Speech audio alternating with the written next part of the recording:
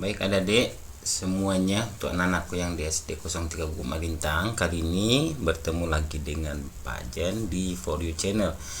Sekarang kita akan membahas tema 4 untuk kelas 6 subtema 1, dimana pada subtema 1 ini yang akan kita bahas topiknya adalah globalisasi di sekitarku. Baik adik-adik, sebelum kita mulai, marilah kita membacakan Bismillahirrahmanirrahim untuk yang beragama Islam. Bagi yang non-muslim, berdoa sesuai dengan agama dan kepercayaan masing-masing. Berdoa, mulai.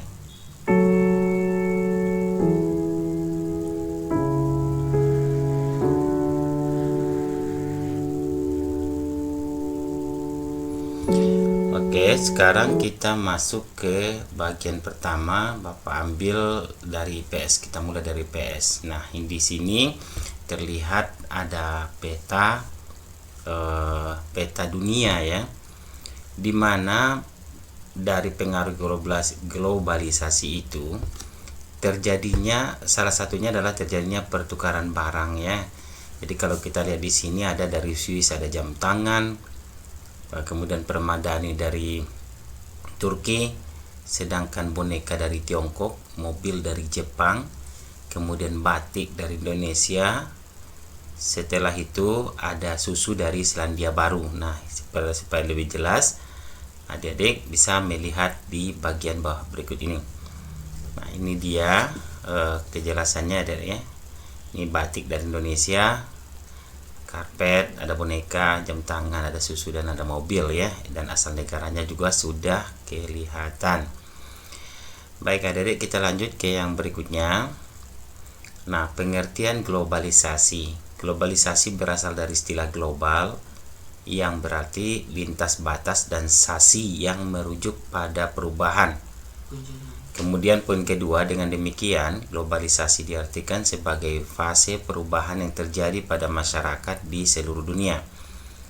Hal ini ditandai dengan batas-batas geografis antar negara yang dikaburkan oleh pertukaran informasi, barang, dan jasa akibat perkembangan teknologi. Jadi adik-adik, supaya adik-adik lebih mudah memahami arti dari globalisasi adalah, asal katanya kan dari global ya. Global artinya dunia atau globe. Nah, jadi globalisasi adalah proses mendunia. Nah, adik-adik, di sini ada kata lagi pada poin 3, hal ini ditandai dengan batas-batas geografis antar negara yang dikaburkan. Artinya tidak begitu jelas lagi batas-batas antar satu negara dengan negara lainnya. Contohnya sekarang kan seakan-akan dunia ini menjadi satu saja. Begitu mudah menjangkau, begitu mudah untuk mendapatkan informasi dari satu negara ke negara lainnya, dari satu tempat ke tempat lainnya. Oleh karena itu, jelas sekali bahwa memang terjadi pengaburan atau dikaburkan oleh pertukaran informasi kan. Kemudian barang juga seperti itu. Lihat sekarang barang-barang luar negeri mudah kita temukan di Indonesia atau di sekitar kita. Jadi, bahwa kita persingkat, globalisasi adalah proses mendunia ya, asal katanya dari global atau globe. Mana sekarang ciri-ciri, nanti akan kita lihat terus ciri-cirinya bagaimana. Lanjut. Globalisasi juga tidak muncul begitu saja, melainkan didorong oleh, nah apa yang mendorongnya? Yang pertama adalah perkembangan teknologi dan informasi. Yang kedua, akses ilmu pengetahuan yang mendalam. Yang ketiga, permudahan dan percepatan transportasi. Yang keempat adalah kehadiran perusahaan multinasional yang memengaruhi ekonomi nasional. Nah, inilah beberapa hal yang dapat kenapa muncul globalisasi atau yang mengakibatkan munculnya globalisasi. Jadi dia tidak muncul begitu saja. Nah, jadi kalau dengan kesimpulannya apa yang mendorong percepatan munculnya globalisasi? Pasti ilmu pengetahuan dan teknologi yang pertama ya dari ya. Kemudian dengan ilmu pengetahuan dan teknologi manusia menemukan transportasi ya dedek. Kemudian akibat adanya ilmu pengetahuan dan teknologi tadi, informasi yang semakin berkembang, jadi perusahaan multinasional juga mudah untuk mengembangkan usahanya di berbagai negara. Jadi perusahaan multinasional itu adalah suatu perusahaan yang terletak di berbagai negara atau di banyak negara. Contohnya perusahaan multinasional itu adalah Philips misalnya, ada di Indonesia, ada di Korea, ada di mana-mana, ada di Malaysia juga ada. Masih ada yang lain ada. Contohnya adalah Adidas. Adidas itu adalah merek-merek dari sepatu atau tas. Nah, itu ya. Jadi oleh karena itu adik-adik mudah sekali. Jadi inilah yang mengakibatkan munculnya globalisasi. Ada 4 ya, perkembangan teknologi dan informasi, serta yang kedua adalah ilmu pengetahuan, kemudian percepatan dan permudahan transportasi. Nah sekarang kan mudah itu adik-adik, mau pergi ke luar negeri, mau kemana, mudah ya. Kemudian juga kalau informasi yang kita peroleh juga begitu cepat sekarang kan. Jadi yang kemudian yang keempat adalah kehadiran perusahaan multinasional ya, yang memengaruhi ekonomi nasional. Jelas ya, ini ada 4. Jadi tapi kalau ditanya adik-adik, apakah faktor utama yang mengakibatkan semakin cepatnya muncul globalisasi? Faktor utamanya adalah perkembangan ilmu pengetahuan dan teknologi ya. Itu yang utamanya. Oke, kita lanjutkan ya. Kemudian dampak positif globalisasi. Jadi setiap apa itu yang muncul ada pasti berdampak, ada dampak positif, ada dampak negatif. Nah, kira-kira apa ya dampak positifnya? Kita lihat di sini. Yang pertama, mengangkat nilai-nilai universal seperti isu kesetaraan, kemanusiaan, demokrasi, keadilan dan lain-lain. Kenapa begitu cepat isu ini berkembang di setiap negara? Karena dengan mudahnya pula orang mendapatkan informasi yang tanpa batas. Sekarang kan ada internet ya. Kemudian ada koran juga ya. Masih banyak yang lain yang apalagi internet. Semakin cepat kita memperoleh informasi. Jadi dengan informasi yang cepat itu sehingga orang atau masyarakat dimanapun dia berada mudah dia bertukar informasi, sehingga misalnya dulu kesetaraan misalnya itu kan ada dulu masalah kemanusiaan dan lain-lain, misalnya ada hak asasi manusia di Amerika itu lagi digaungkan, lagi dimajukan. Nah, beritanya muncul dengan secepat itu juga, dengan cepat ke Indonesia. Indonesia juga tahu pula untuk menuntut kesetaraan, kemanusiaan, demokrasi, keadilan dan lain-lainnya dari ya. Kemudian memungkinkan saling mengenal perbedaan budaya, agama, aturan dari berbagai masyarakat. Jelas ini juga kita dapatkan karena kemajuan teknologi dan informasi sekarang. Nah, melalui media internet misalnya kan, melalui TV dan lain-lain. Kemudian ketersediaan kebutuhan semakin mudah didapat, contohnya makanan, minuman dan lain-lain. Contoh ikan sarden itu kan made in China gitu ya, made in China, buatan Cina. Kemudian begitu juga minuman-minuman banyak yang makanan seafood, makanan kaleng dan lain-lain yang memang bisa dengan mudah kita dapatkan ya dedek ya. KFC misalnya mudah didapatkan sekarang di mana-mana. Nah, ini adalah pengaruh positif atau dampak positif dari globalisasi. Namun pasti ada negatifnya. Apa dia? Kita lihat ya. Dampak negatifnya adalah memunculkan perilaku konsumtif. Nah, ini seperti orang yang di gambar yang ini, di balik gambar dan di bawah ini. Coba lihat. Mereka akhirnya suka konsumtif jadinya. Kenapa? Makanan cepat saji. Nah, kemudian semakin suka membeli-beli barang, semakin suka royal ya, semakin boros ya, karena perilaku konsumtif tadi ya. Kemudian yang kedua adalah mengikis kebudayaan lokal. Dengan ada munculnya globalisasi, maka kebudayaan lokal akan terkikis karena orang menganggap itu sudah ketertinggalan ya kan. Namun adik-adik, tidak semuanya loh ya budaya lokal itu jelek ya. Jadi yang baik-baiknya kita pertahankan, yang jeleknya kita tinggalkan. Nah, jadi dengan kita takut dengan globalisasi ini? Tidak usah. Bisa dihalangi, dia tidak bisa dihalangi. Namun bisa kita filter. Apa artinya difilter? Kita saring, kita ambil yang baik-baiknya, kita tinggalkan yang jelek-jelek atau yang buruknya. Jadi kita ambil yang positifnya, kita tinggalkan yang negatifnya. Kemudian itu juga bisa menghilangkan tradisi. Contoh, tradisi orang dulunya adalah suka saling silaturahim ya, pergi suka tolong menolong. Nah, sekarang muncul sikap apatis atau cuek ya, sikap individualisme, sikap memikirkan diri sendiri, itu artinya individualisme. Nah, itu berarti menghilangkan tradisi. Tradisi kita dulunya adalah saling tolong menolong, sekarang jadi individualisme, jadi mementingkan diri sendiri.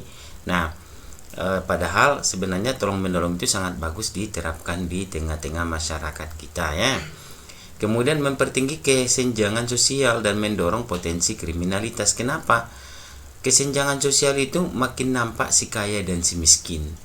Nah, ya kan, makin jelas kelihatan karena yang miskin akan semakin tertindas, yang kaya semakin pula dengan kepoya-poyaannya, dengan kesombongannya. Kemudian mendorong kriminalitas. Kenapa?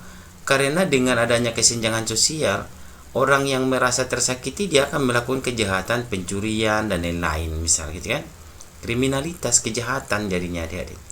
Nah, ini kemudian kenapa pula secepat itu muncul kejahatan ini atau kesenjangan sosial itu? Sebenarnya karena gaya hidup mewah yang ditiru-tiru yang kita dapat dari media, teknologi dan informasi. Nah, media-media sosial misalnya di Facebook, di YouTube dan lain-lain. Nah, adik-adik langsung meniru. Nah, bagi yang mereka yang kaya, ya mereka bisa beli, yang miskin tidak, terjadilah kesenjangan. Kemudian juga bisa mendorong potensi kriminalitas karena akan muncul dengan adanya kesenjangan tadi, muncul kecemburuan, akhirnya ada pencurian, pembunuhan dan lain-lain, ya kan? Nah, kalau kita tidak hati-hati, makanya adik-adik akan bisa jadi korban dari globalisasi yang negatifnya, begitu. Oke, kita lanjutkan ya. Apa sih ciri-ciri globalisasi itu? Yang pertama adalah adanya keterbukaan di segala aspek kehidupan. Cobalah lihat sekarang ada seakan-akan tanpa batas keterbukaan. Orang semakin berani untuk ngomong, untuk mengatakan pendapatnya dengan belak-belakan.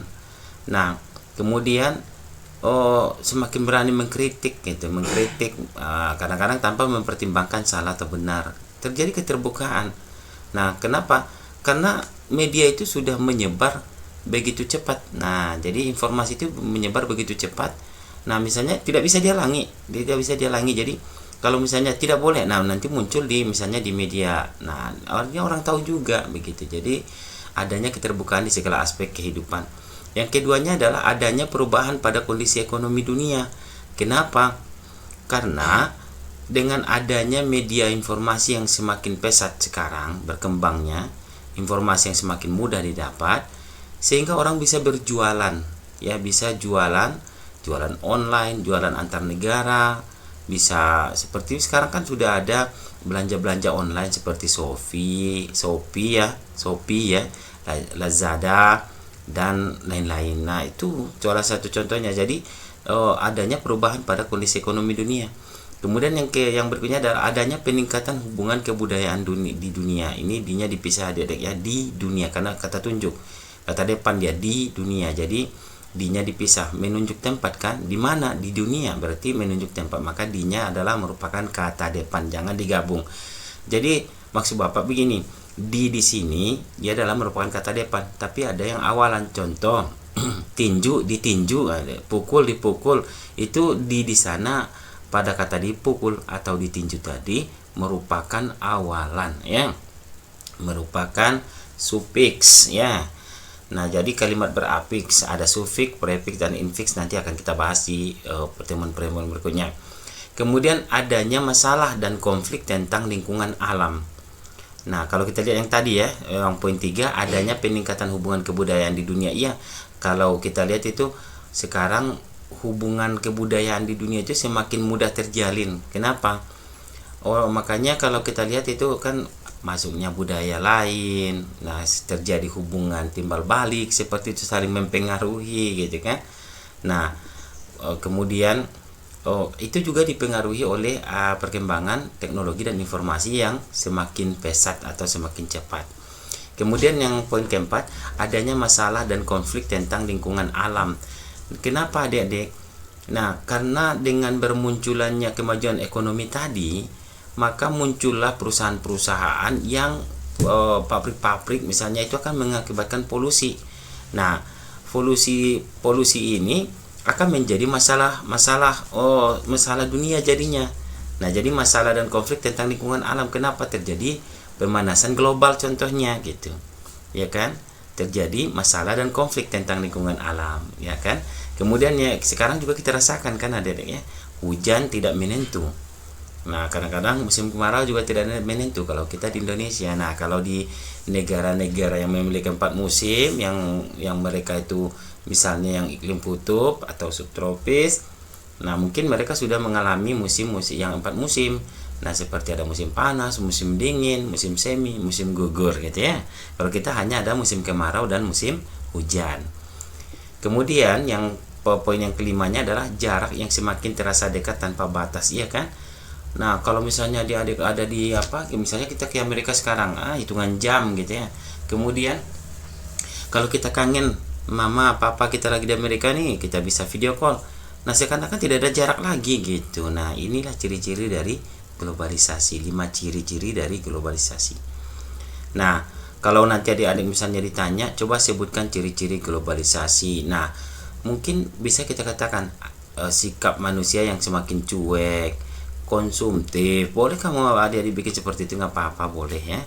Boleh kok dibikin. Jadi konsumtif, sikap individualis atau memikirkan diri sendiri, sikap cuek gitu kan. Itu kan. Kemudian apa lagi? Dunia terasa tanpa batas, jarak terasa dekat gitu. Nah, yang seperti itu termasuk ke dalam ciri-ciri globalisasi. Nah, yang Bapak bikin 5 poin di sini ini sudah mencakup semuanya gitu. Jadi tapi kalau adik rumit membahasakannya, bisa dirinci dengan bahasa sendiri seperti yang tadi. Ya, oke adik ya. Kita lanjutkan. Nah, di sini kita masuk ke PKN, hubungan antar negara ya. Bagaimana kebudayaan kita diperkenalkan kepada dunia pada di sini pada pertemuan ke-44 Menteri Luar Negeri ASEAN ya.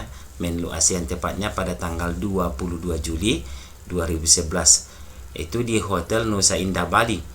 Jadi kalau nanti pertemuan ASEAN di Bali itu ada di pertemuan ASEAN ya, Menlu ASEAN atau asalkan kegiatan ASEAN pasti kalau di Indonesia diadakan pasti di Bali. Kenapa? Karena gedung sekretariat ASEAN ada di Indonesia, yaitu di Jakarta ya. Nah, pertemuannya biasanya di Bali. Kenapa? Karena Bali itu kaya dengan kebudayaannya. Nah, di sanalah diperkenalkan kebudayaan-kebudayaan Indonesia yang akan menjadi populer, dikenal oleh dunia. Nah, diselenggarakan acara makan malam katanya sih kan.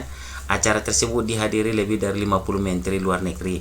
Tampak menteri luar negeri Amerika, Hillary Clinton ya.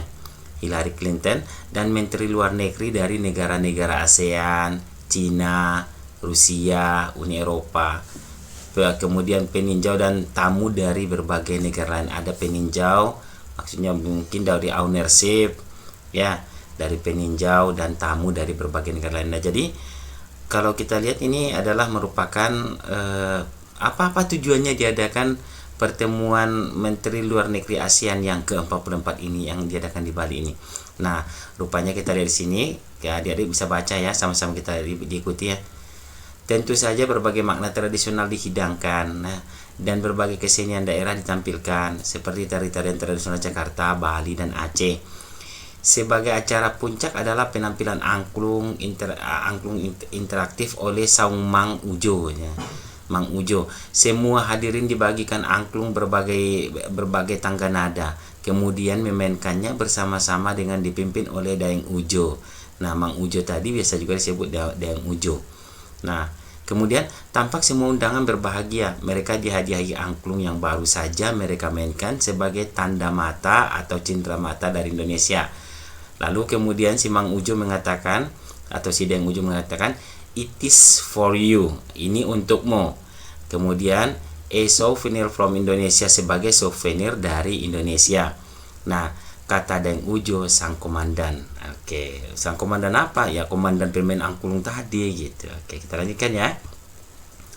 Nah, apa saja bentuk kerjasama Indonesia dengan negara-negara lain di ASEAN dalam bentuk sosial? Di sini ada kesehatan ya.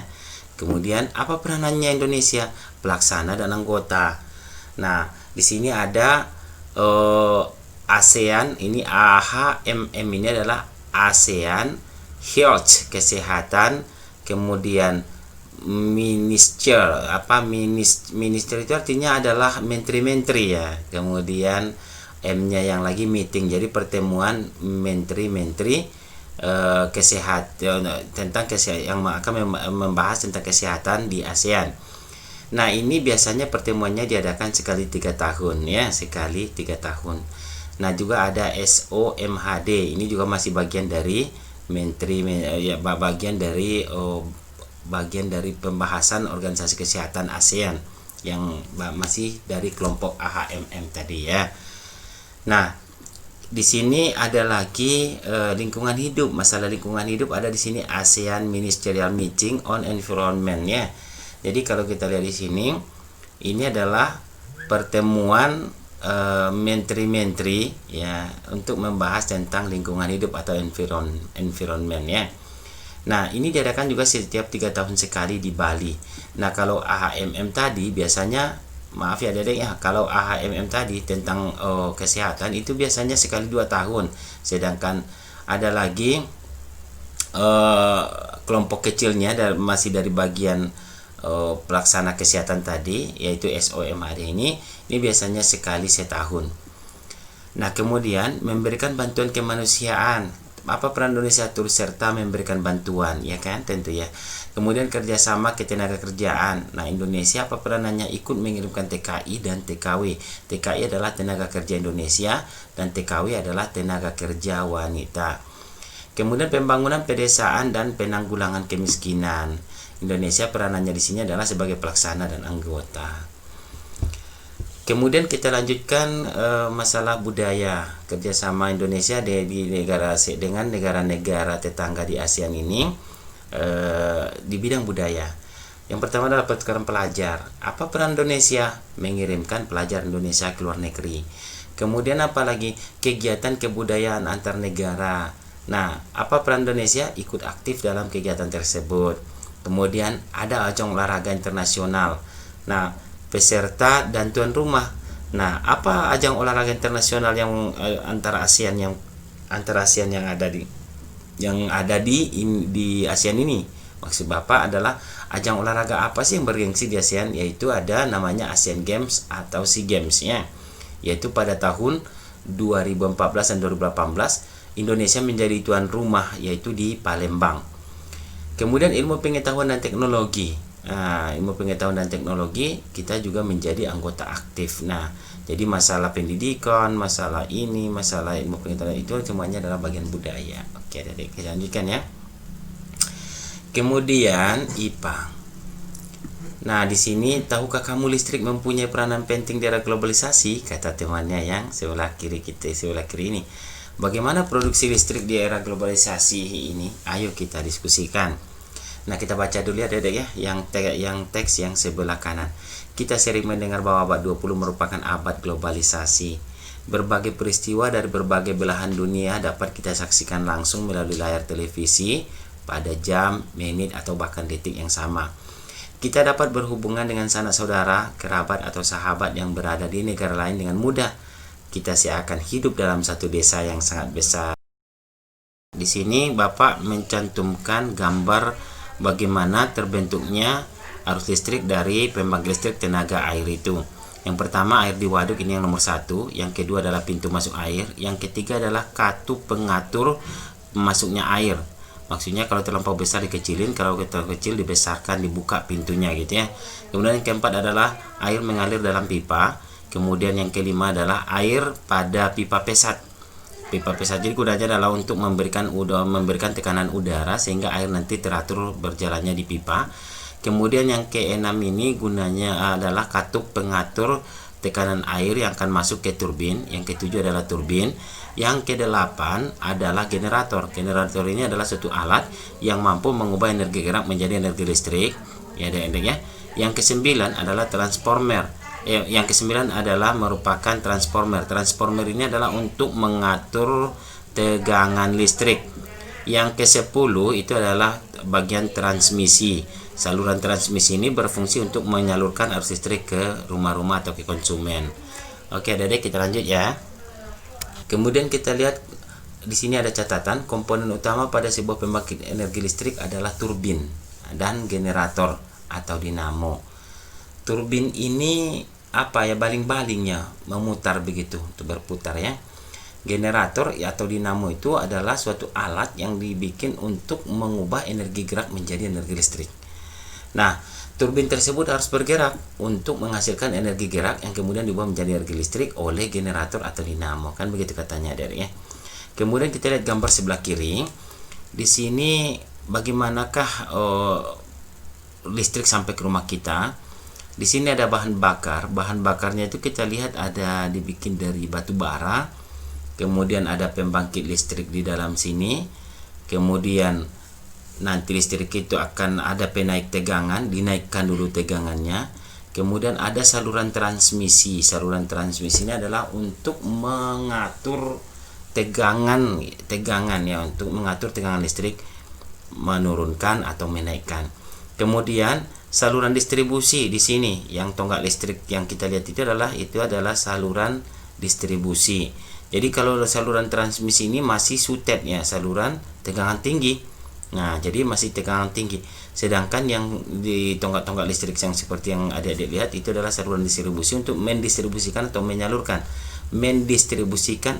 menyalurkan listrik ke rumah-rumah. Nah, di rumah di sini ditulis pelanggan listrik. Nah, kalau pelanggannya ya kita ya, adik-adik ya, ibu kita, rumah kita di apa ya. Kemudian ini adalah model dari turbin sederhana.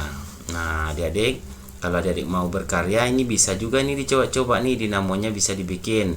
Ya, kalau ada nanti dari kamu yang bisa, silakan laporkan kepada guru, pasti ada nilai plusnya gitu ya. Jadi di sini ada kelihatan air, aliran sungai, kemudian dia memutar turbin atau baling-baling ini, ya, kincir air, turbin. Kemudian apa ini, nanti kincir air ini akan memutar apa? Ini kincir airnya akan memutar roda apa, poros turbin poros atau turbinnya ini akan diputar, kemudian dihubungkan oleh tali karet ke atas ya, seperti ini. Yang tali ini nanti akan berputarnya apa ini kincir air, maka memutar turbin. Turbin ini nanti akan memutar dinamo gitu ya, dinamo atau generator. Nah, dinamo inilah nanti akan jadi air ini adalah energi potensial, kemudian memutar turbin. Energi potensial air berubah menjadi energi kinetik. Energi kinetik air itu akan mengubah energi, menggerakkan atau memberikan energi kinetik lagi pada kincir. Kincir juga akan memberikan energi kinetiknya pada turbin. Turbin juga ikut berputar, kemudian nanti melalui tali akan terhubung memutar lagi ke dinamo. Nah, dinamo ini akan mengubah energi gerak tadi menjadi energi listrik ya, adik-adik ya. Kemudian energi listrik disalurkan ke rumah-rumah begini. Kalau di kampung-kampung itu mereka, kalau banyak juga sekarang di kampung-kampung ya, karena listrik tidak masuk, begini cara mereka membuat listrik di kampung mereka ya, adik-adik ya. Nah, adik-adik juga bisa bikin model sederhana ini. Nah, untuk anak bapak yang kelas 6 di SD 03 Guma Lintang, jika ada yang berhasil nanti bapak kasih IPA-nya tinggi. Oke ya, kita lanjutkan. Mengapa mati lampu? Nah, penyebab matinya lampu itu berbagai macam ya, ya. Kita lihat di sini dari pembangkit listrik atau PLN misalnya. Kemudian ada jaringan transmisi tadi adalah untuk mengatur tegangan listrik. Nah, yang pertama pengganggunya adalah petir. Nah, kadang-kadang tembak petir kabel itu gitu ya, sehingga terjadi gangguan listrik, ada di gardu induknya terjadi gangguan. Nah, kemudian ada juga karena tumbangnya pohon kena kabel. Nah ya, yang pertama petir tadi, yang kedua tumbangnya pohon atau pepohonan yang tumbang, kemudian yang keempat adalah binatang hinggap jadi kabel itu, kemudian tersentrum gitu ya, tersentrum. Akibatnya akan terjadi terjadi korsleting, sehingga nanti itu juga bisa mengakibatkan kebakaran loh adik-adik ya. Kemudian yang berikutnya adalah pekerjaan sumber lain. Misalnya ada orang lagi bekerja, saya mengangkat besi, kemudian kena kabel itu misalnya gitu ya. Akibatnya juga terputus listrik, terjadi gangguan saluran listrik ke rumah kita, dan pekerjaan-pekerjaan lain yang sifatnya sangat mempengaruhi ya adik-adik ya, sangat akan mengakibatkan gangguan. Nah seperti jadi ada petir, ada pohon tumbang, kemudian ada pekerjaan sumber lain, ada binatang, dan penggalian juga bisa juga. Kalau penggalian ini kenapa kadang roboh jadinya tonggak listrik itu, karena penggalian itu mengakibatkan runtuhnya tanah, dan kemudian apalagi di dekat-dekat dari tonggak listrik itu. Nah, oke adik-adik ya, kita lanjutkan. Nah kemudian kita masuk ke bahasa Indonesia. Nah kita akan membaca teks tentang pembangkit listrik tenaga air. Yang seperti di sini, listrik memiliki peran penting di era globalisasi. Tidak dapat dimungkiri bahwa globalisasi terjadi karena perkembangan teknologi di berbagai bidang yang didukung oleh peran listrik sebagai sumber energi dalamnya. Dengan ditemukannya televisi, komputer, dan telepon genggam, arus informasi kemudian menyebar dengan begitu cepat ke berbagai negara di berbagai belahan dunia. Kebutuhan akan listrik kemudian menjadi salah satu hal yang harus dipenuhi bagi semua negara di era globalisasi saat ini. Nah kemudian kita lihat listrik dihasilkan, itu paragraf pertama tadi loh adik-adik ya. Ini masuk kita ke paragraf kedua. Listrik dihasilkan di pusat pembangkit menggunakan beragam sumber energi pada pembangkit listrik tenaga air. Air dari waduk atau sungai, itu tadi yang nomor 1 ya, air dari waduk. Kemudian masuk melalui pintu, itu yang nomor 2-nya. Kemudian ada setirnya, itu yang nomor 3, yaitu katup pengaman atau katup pengatur. Kemudian air kemudian masuk ke tangki pengaman tekanan nomor 4 yang mengalir. Kemudian yang nomor 5-nya air dalam pipa pesat, jadi yang dan mengarahkan air ke turbin nomor 7 kan, turbin tadi. Kemudian melalui katup pengatur tekanan, itu nomor 6, katup pengatur tekanan ada pada nomor 6 yang akan masuk ke turbin tadi ya. Kemudian untuk mendapatkan tekanan energi yang lebih besar. Nah kemudian energi potensial air kemudian menggerakkan turbin. Energi gerak tersebut kemudian diubah menjadi energi listrik oleh generator. Kemudian itu nomor 8, generator atau dinamo tadi. Energi listrik dari generator kemudian diatur kapasitas tegangannya dan dialirkan oleh transformer yang nomor 9 tadi, mengatur tegangan. Yang ke-10 adalah saluran transmisi untuk adalah energi listrik kemudian dibagikan ke konsumen. Jadi saluran transmisi adalah saluran untuk membagikan energi listrik ke konsumen atau pelanggan. Kita masuk ke paragraf ketiga. Komponen utama pada semua pembangkit energi listrik adalah turbin dan generator. Turbin tersebut harus bergerak untuk menghasilkan energi gerak yang kemudian diubah menjadi energi listrik oleh generator. Energi penggerak turbin selain dari aliran air juga bisa didapatkan dari angin atau PLTA ya, panas bumi atau PLTU, pembangkit listrik tenaga uap PLTU ya. Kalau PLTA pembangkit listrik tenaga air, atau pembangkit listrik tenaga angin.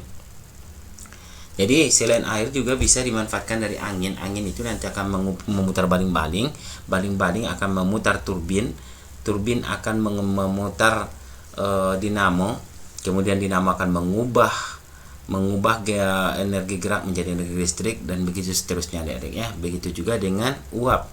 Uap itu nanti memberikan tekanan pada turbin, memutar kincir dulu ya. Kemudian kincir akan memutar turbin. Turbin akan kemudian energi gerak pada turbin itu akan diubah oleh dinamo menjadi energi listrik ya, atau generator tadi ya, generator atau dinamo tadi akan mengubah energi gerak menjadi energi listrik, dan listrik itu akan dimanfaatkan begitu ya adik-adik ya. Kemudian kita akan latihan di sini. Kita lihat paragraf 1, topik masalahnya apa tadi. Kita lihat paragraf 1, topik masalah ya. Ini kan ada sebab akibat, masih ingat enggak teks eksplanasi? Nah, ini adalah eksplanasi ilmiahnya. Misalnya gini, kebutuhan akan listrik kemudian menjadi satu hal yang harus dipenuhi manusia. Jadi topik masalahnya adalah yang harus dipenuhi bagi semua negara di era globalisasi ini. Jadi kalau kita lihat tadi pada kalimat pertamanya ini kan, listrik memiliki peran penting di era globalisasi. Tidak dapat dipungkiri bahwa globalisasi terjadi karena perkembangan teknologi di berbagai bidang. Seperti kata Bapak tadi, globalisasi tidak bisa kita halangi. Yang jelas yang bisanya adalah kita kita harus masuk ke arah globalisasi itu, tapi dengan filter, di filter ya, kita saring, yang negatifnya kita buang, yang positifnya kita ambil gitu ya. Nah, jadi di sini ada kebutuhan akan listrik kemudian menjadi suatu hal yang harus dipenuhi bagi semua negara. Jadi karena kebutuhan listrik semakin meningkat, nah dan dia harus dipenuhi, timbul masalah gitu ya, itu masalahnya. Jadi nah kemudian kita lihat di sini, makanya Bapak bikin pada paragraf 1 topik masalahnya adalah kebutuhan akan listrik kemudian menjadi suatu hal yang harus dipenuhi bagi semua negara di era globalisasi saat ini. Ini permasalahannya. Kemudian pada paragraf 2 deret penjelas. Nah, dari penjelas listrik dihasilkan dari pusat pembangkit menggunakan berbagai sumber energi, salah satunya PLTA, ya kan? Nah, ini adalah merupakan deret penjelas. Jadi ini permasalahannya, ini adalah jalan keluarnya. Yang ketiganya, paragraf ketiga adalah merupakan kesimpulannya. Jadi kesimpulan dan pesan atau pendapat pribadi penulis, komponen utama pada semua pembangkit energi listrik adalah turbin dan generator. Jadi inti dari pembangkit listrik tenaga air itu adalah turbin dan generatornya. Turbin bergerak, kemudian generator mengubah energi gerak yang diberikan turbin menjadi energi listrik, muncul listrik gitu ya. Oke, kita lanjutkan. SBDP. Ayo kita cari tahu lebih lanjut tentang bagaimana produk batik bisa mendunia. Oke, proses mendunia tadi disebut dengan globalisasi ya. Nah, kemudian bagaimana kira-kira batik bisa mendunia katanya. Nah, adik-adik pasti adik tahu, ini dipromosikan ya. Lewat apa? Lewat reklame. Nah, reklame. Apa itu reklame? Kita lihat. Reklame itu adalah sebuah suatu informasi yang sifatnya mengajak, menganjurkan dan menawarkan produk. Nah, reklame dibuat menarik. Nah, salah satu dari ciri-ciri reklame adalah menarik. Kemudian kalimatnya singkat, jelas, mudah dipahami. Jadi menarik, kalimatnya jelas, singkat, padat dan mudah dipahami ya, itu intinya. Kemudian informasi yang disampaikan juga harus jelas ya. Makanya katakan jelas tadi. Jadi reklame itu, syarat-syarat reklame adalah menarik. Kemudian yang kedua adalah kalimatnya yang dibikin singkat, tidak boleh panjang-panjang, singkat, kemudian jelas, lalu kemudian mudah dipahami. Ada 4. Coba kita sebutkan ada. Reklame itu ciri-cirinya adalah yang pertama menarik, dibuat semenarik mungkin. Kemudian yang keduanya adalah singkat. Ya, singkat dia bahasanya itu enggak panjang-panjang. Kemudian jelas maksudnya itu adalah tidak bertele-tele gitu. Kemudian yang keempatnya adalah mudah dipahami oleh yang membacanya. Nah, jenis-jenis reklame itu ada lagi beberapa macam gitu ya. Ada berapa macam jenisnya? Ada poster, ada iklan, ada plakat, ada spanduk, selebaran, baliho, buklet, apalagi embalase dan lain-lain. Nanti masih banyak ya. Nanti akan kita lihat jenis-jenisnya. Nah, jadi itu kan semua reklame. Reklame itu berarti apa? Sesuatu yang sifatnya memberikan informasi untuk mengajak gitu ya, untuk mengajak atau menganjurkan dan menawarkan produk ya. Jadi kadang-kadang hanya sekedar mengajak saja, menganjurkan saja, tapi ada yang menawarkan produk gitu ya. Nah, kita lihat jenis-jenisnya itu. Nah, cara memang ini salah satu contoh dari poster. Cara memakai masker yang benar. Nah, ini masker kan begini caranya, langkah 1, 2, 3 dan seterusnya. Nah, jadi kalau poster ini biasanya adalah berisikan tentang pesan-pesan sosial ya, pesan-pesan sosial atau pesan-pesan kemanusiaan. Kemudian ke iklan di sini seperti misalnya Florida Orange nomor 1 di dunia, Florida Orange gitu ya. Nah, kini hadir di Indonesia. Nah, gitu ya. Nah, ini adalah merupakan contoh iklan. Nah, jadi iklan di sini memang betul kalau iklan itu bersifat komersil ya, untuk mempromosikan barang dagangan. Tapi kalau yang poster tadi sifatnya hanya untuk informasi sosial saja. Nah, kita lanjutkan. Nah, ada contoh plakatnya. Ini adalah plakat. Plakat itu bendanya juga beda ya. Biasanya dibikin di kayu gitu ya. Ada plakat dibikin di kayu, diukir seperti itu ya. Nah, Kemudian di sini juga dia mau menyampaikan ada simpedes, lebih dekat, lebih mudah. Ini juga kan untuk menyuruh kita sebenarnya secara langsung menabung gitu ya di simpedes. Kemudian ada lagi contoh spanduk. Spanduk ini biasanya dibikin orang dari kain ya, kain lebar sepertinya Dedek ya. Sering kita lihat ini spanduk ini. Seluruh warga ini begini katanya. Jadi spanduk ini tujuannya juga untuk informasi sosial biasanya. Walaupun ada misalnya informasi lain seperti misalnya informasi politik misalnya. Seperti yang kamu lihat spanduk-spanduk para calon legislatif atau calon eksekutif yang akan dipilih. Misalnya pemilu ini ya. Nah, ada calon-calon DPR, dapil ini katanya kan. Nah, itu biasanya menggunakan spanduk, tapi ada juga yang menggunakan baliho sih. Nah, lalu apa baliho itu kita lihat ya. Nah, kita lihat dulu yang sebelah kiri kita melihat gambar. Ini adalah merupakan selebaran. Nah, apa kata jalan sehat? Ikutilah gerbang jalan sehat. Nah, gerakan mengenal bank. Gerbang, gerakan mengenal bank. Nah, jadi 100% full manfaat. Nah, yang seperti ini sering kita lihat ya. Ada juga misalnya acara memancing, kunjungilah beramai-ramai, tapi hanya selebaran, itu namanya selebaran. Nah, kalau baliho ini contohnya Dedek, pakai tiang, ada dibikin rangkanya di atas dengan besi yang dilas ya. Kemudian nanti di sana dipasangkanlah dari papan atau dari apa gitu ya. Nah, ini baliho namanya ini yang seperti ini. Nah, biasanya juga baliho ini bisa juga bersifat komersil untuk promosi ya. Oke, kita lanjutkan ya. Kemudian ada lagi contoh booklet. Booklet itu biasanya atau brosur ya, brosur itu biasanya dilipat ya. Kalau booklet itu adalah suatu informasi penting secara singkat ya, yang dibukukan. Biasanya ada itu buku-buku pegangan ke KIA, misalnya kartu sehat ya, kartu sehat atau apa itu ya, kartu imunisasi anak ya. Nah, biasanya ada apanya seperti buku-buku kecil, itu namanya booklet. Adalah banner. Banner ini sering kita jumpai ini di depan-depan toko atau di depan-depan showroom ya. Nah, ini biasanya ada tonggaknya 3, kakinya 3, kemudian di atasnya ada 2 lengan, kemudian di sanalah dipasangkan sehingga bisa dibikin berdiri karena dia punya rangka gitu ya. Nah, ini namanya banner. Kemudian ada lagi embalase. Embalase itu adalah reklame atau sejenis informasi yang terdapat di bungkus makanan seperti di sini. Ini ada Indomie, mie instan, rasa ayam bawang ya, embalase namanya itu yang ya. Kemudian ada kalau di susu Bendera, frisian susu kental manis, bergizi, sehat, macam-macam lah gitu ya, yang terdapat langsung ditempelkan ke bungkus makanan atau ke kemasan makanan itu. Nah, Dedek itu namanya embalase. Nah, sekarang kita akan mengenal jenis-jenis batik ya, batik Nusantara.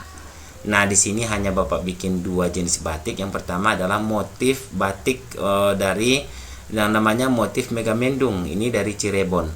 Ya, kemudian ada lagi motif 7 rupa dari Pekalongan.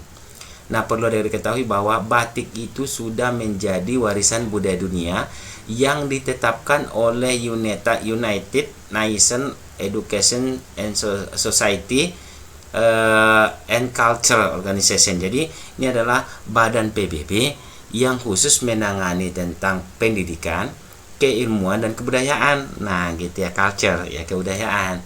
Nah, nanti di UNESCO ini sudah menetapkan batik ini sebagai warisan budaya dunia ya, warisan budaya dunia yang ditetapkan pada 2 Oktober 2009. Oke Dedek ya, ini 2 yang Bapak bikin cuma motif batiknya gitu. Nah, kita bangga ya sebagai bangsa Indonesia ada warisan budaya kita yang sudah ditetapkan sebagai warisan budaya dunia oleh PBB melalui badannya yaitu UNESCO. Nah, di sini ada tugas bagi kamu. Ayo temukan motif batik. Ini maksudnya nih, ayo temukan motif batik kurang kehnya. Waduh, itulah Bapak tadi kurang batik maksudnya ada ya, motif batik lainnya dan asal daerahnya. Nah adik-adik, jadi ini nanti kamu tempelkan di double folio ya, kamu tempelkan double folio untuk anak di double folio jenis-jenis motif batik seperti contoh yang dibikin di sini. Nah ini ya, contohnya ada dua ini motif Megamendung dari Cirebon gitu. Ini motif, nama-nama motifnya adalah motif 7 rupa dari Pekalongan gitu ya. Oke adik-adik, nanti tugas kamu adalah menempel-nempelnya seperti itu di kertas double folio dan dikumpulkan pada gurumu. Adik, sampai di sini Bapak mohon pamit. Kemudian kita baca alhamdulillah rabbil alamin, dan Bapak sudah dengan assalamualaikum warahmatullahi wabarakatuh.